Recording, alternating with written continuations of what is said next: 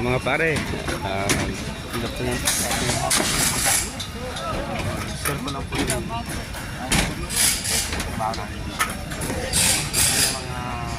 procedure dito sa bansa.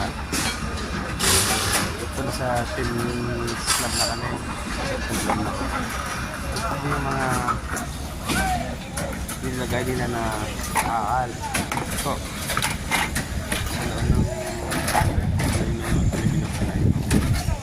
Ito po ay pinapasok nila sa loob.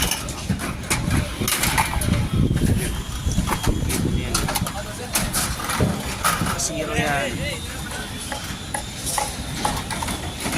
So, para yan sa earthquake lindol. So, ipasok nila ito sa loob. Ito yung mga ito.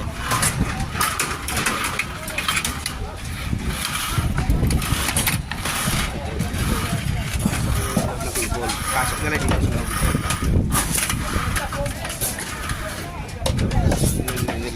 Nilatag nila ito. Sama-sama yan sa isang pan. Dito pasok nila. Dito ko sa inyo yung mga pwede niya lahat na labi na sa earthquake yun. Baka bukas sa susunod na araw.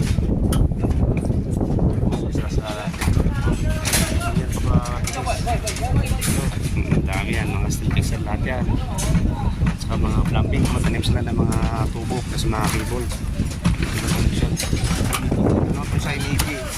Kabao na yan bago i-concrete.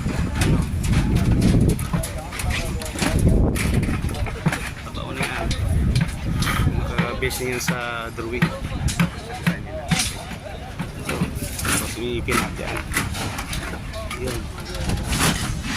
Nakatanim ng nilay busan. At sa inspection nito po yan ang consultant. Ito